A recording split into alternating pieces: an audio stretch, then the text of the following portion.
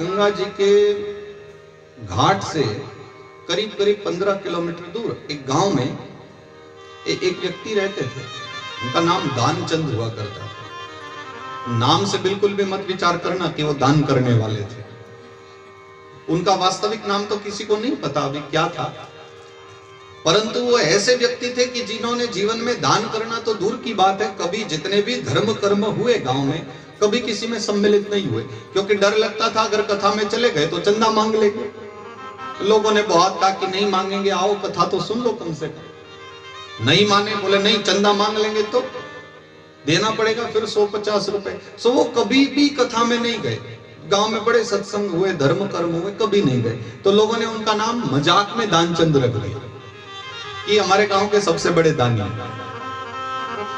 तो मजाक मजाक में चल जाता है। तो अवस्था बहुत ढल गई थी, 50 पार कर ही गए थे। तो एक दिन धर्म पत्नी ने समझाया कि तुम कभी धर्म कर्म नहीं करते, गांव में इतनी कथाएं हुई, कभी एक ढेला तुमने चंदा नहीं दिया।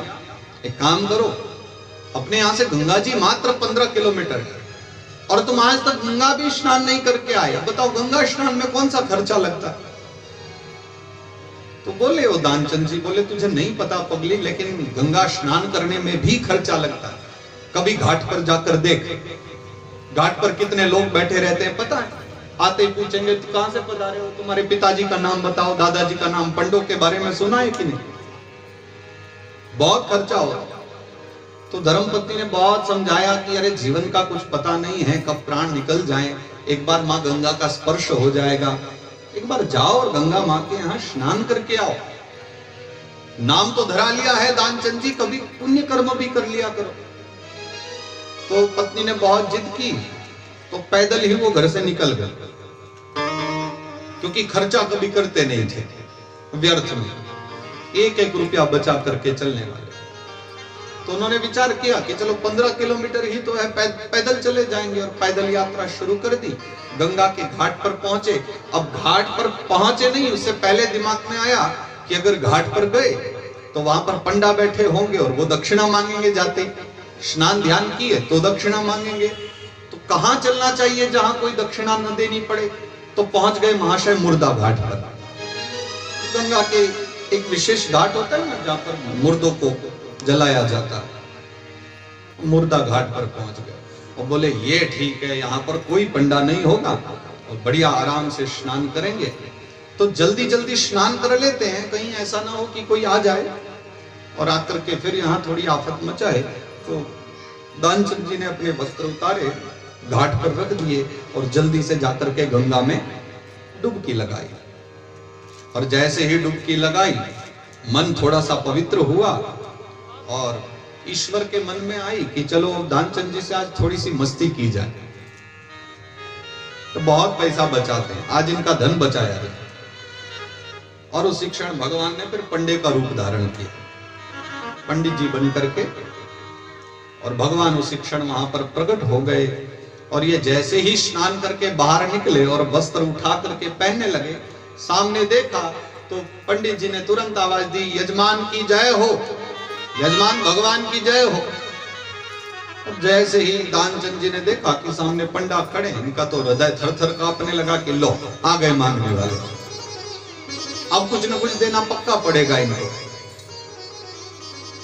तो पंडित जी आए और आकर के कहने लगे, भैया यजमान जी लाओ कुछ सेवा करो, गंगा स्नान किए हो, गंगा स्नान करने आए हो, तो गंगा के तट पर आकर स्नान ध्यान करके और कुछ दान धर्म न किए, ऐसे तो बात नहीं बनेगी, लाओ कुछ दान दक्षिणा दो। तो उसने कहा कि क्षमा करना पंडित जी, लेकिन मैंने तो अपने जीवन में कभी दान धर्म नहीं किया और कभी किसी को कुछ भी नहीं दी।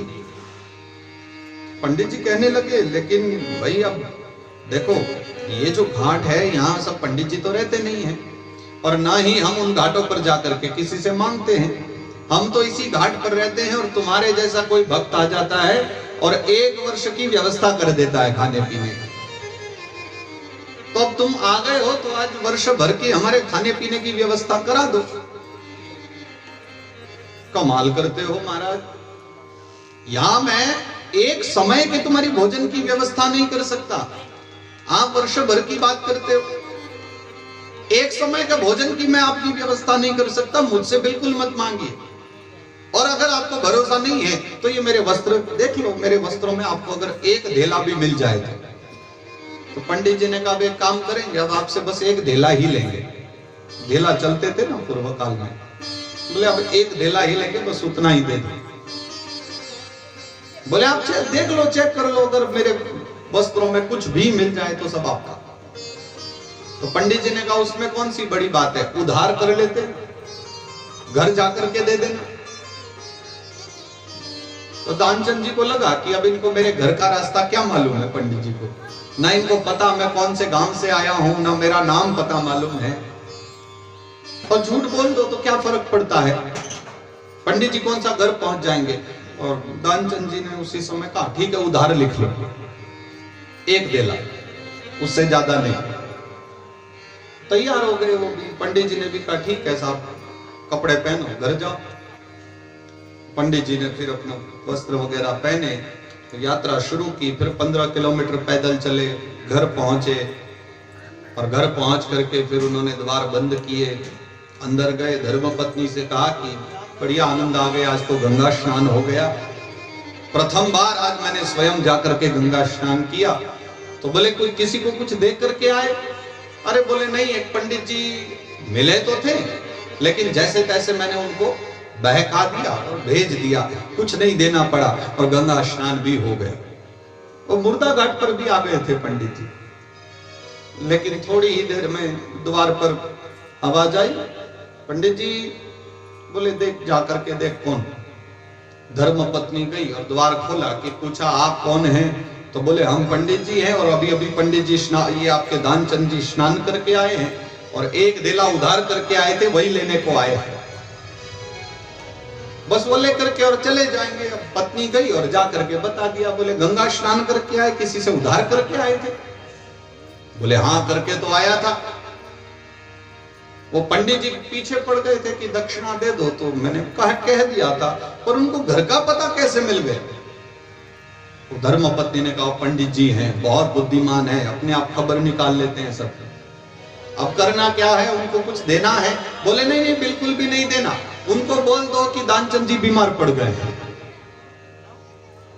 पत्नी ने जाकर के सब कुछ आते हुए क्या कहा कि पंडित जी महाराज वो मेरे पति देव तो बीमार पड़ गए हैं, सो आप फिर कभी 3-4 दिन बाद आ जाइएगा और आपकी दक्षिणा दे दी जाएगी। पंडित जी कहने लगे भगवान स्वयं आए हैं पंडा बन करके, तो मन ही मन भगवान भी आज मस्ती के मूड में हैं, वो कैसे चले जाएं? तो पंडित जी ने भी कह दिया, बोले हमारा यजमान बीमार है और हम छोड़ करके चले जाएं, ऐसा कैसे हो सकता? अब जब तक हमारे यजमान का स्वास्थ्य ठीक नहीं हो जाता हम यही रहेंगे, हमारे खाने पीने की व्यवस्था कर। अब 4-5 दिन 6 दिन हफ्ता भर जब तक ठीक नहीं होते हम यही रहेंगे, एक आसन लगा दो कोने में, खाने पीने की व्यवस्था कर दो। तो पत्नी फिर गई, बोले ये तो और ज्यादा महंगे पड़ गए, अगर 4-5 दिन बाबा जी यहाँ रुक गए, पंडित जी इनको खिलाना पिलाना व्यवस्था करना ये तो भारी पड़ जाएगा। तो दानचंद जी बोले काम कर, तो जाके बोल दे मर गए, खत्म। कहने लगी आप पागल हो गए हो क्या? अब भी ठीक ठाक थे, अभी स्वास्थ्य ठीक था और अचानक चले गए मर गए, ऐसा कैसे कहा जाएगा? बोले तू जाकर के कह दे। धर्मपत्नी फिर बाहर आई और फिर रोते हुए वो थोड़े से नकली आंसू बनाए और कहा कि दानचंद जी तो चल बसे गए, अब आप जा सकते हो पंडित जी। तो पंडित जी बोले कि हमारे यजमान की मृत्यु हो गई, तो जब तक अंतिम संस्कार ना हो तब तक कैसे जा सकते हैं? अब तो अंतिम संस्कार करवा के जाएंगे, और अकेले कैसे? आप चिंता न करो, मैं सारे गांव को बुलाता हूं अभी। और वो धर्मपत्नी रोक रही थी कि ठहरो ठहरो, लेकिन ठाकुर जी तो जब तक चल दी और घर घर में पहुंच गए। नारायण है, कितनी देर लगेगी? अनेक रूप बनाए होंगे और घर घर में पहुंच गए, सबको खबर दे दी कि बोले दानचंद जी तो चल बसे, चले गए। पल भर नहीं लगी कि सारा गांव इकट्ठा हो गया, भाई दानचंद जी गए हैं, जिन्होंने जीवन में कभी 1 पैसे का दान नहीं किया, लेकिन नाम दानचंद्र खाए हुए थे। तुरंत भीड़ लग गई पूरे गांव की और सब लोग आ गए। कि दानचंद जी चल बसे हैं। अब दानचंद जी को उठा करके अर्थी पे रख दिया गया, लेकिन बोले नहीं, क्योंकि अगर बोल गए और खड़े हो गए तो एक देला देना पड़ेगा पंडित जी को, तो नहीं उठे। भगवान विचार करने लगे, कैसा भक्त है, कैसा हृदय है इसका, एक देले के चक्कर में नहीं खड़ा हो रहा है। और थोड़ी देर बीती, फिर लोगों ने उनको बांस लगा करके उनको बांध दिया और वो बंद भी गए, उठे नहीं लेके। और पत्नी फिर रो रही है, धर्म पत्नी चिल्ला रही है, रो रो करके। अब वो सच में रोने लगी।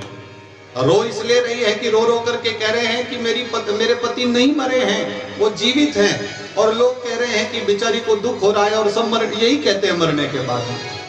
तो सब उसको कह रहे हैं कि कोई बात नहीं, मोह है, मोह के कारण तुम ऐसा बोल रही हो। अब जाने वाले को कौन रोक सकता। तो लेकर के श्मशान घाट तक पहुंच गए। तो पंडित जी साथ साथ हैं। भगवान विचार कर रहे हैं कैसा भक्त है, खड़ा नहीं होता है। और पहुंच गए शमशान घाट में, और बस अब जलाने की बिल्कुल तैयारी थी, लेकिन दानचंद जी खड़े नहीं हुए। तो भगवान ने विचारा चलो लीला की पूर्ति करते हैं, तो ये तो खड़ा होगा नहीं। तो भगवान ने जाकर के फिर उसके कान में कहा कि मैं वैकुंठ से आया हूं, नारायण है। और उसने फिर आंख खोली दानचंद जी ने, और देखा कि वो तो पंडित जी हैं। तो फिर आंखें बंद कर ली। बोल तो रहे हैं कि नारायण हूं और हैं पंडित जी। तो भगवान ने देखा कि पहचाने नहीं है। तो भगवान ने फिर से कान में कहा कि चलो वरदान चाहिए सो मांग लो। तो फिर दानचंद जी ने आंखें खोली और कहा कि वो एक देला माफ कर दो, बस यही मेरा वरदान है, उसके बाद मैं खड़ा हो जाऊंगा। तो भगवान ने कहा ठीक है, चलो माफ किया। तब जाकर के दानचंद जी खड़े हुए और गांव वालों को बताया कि हाँ मैं ठीक ठाक हूं।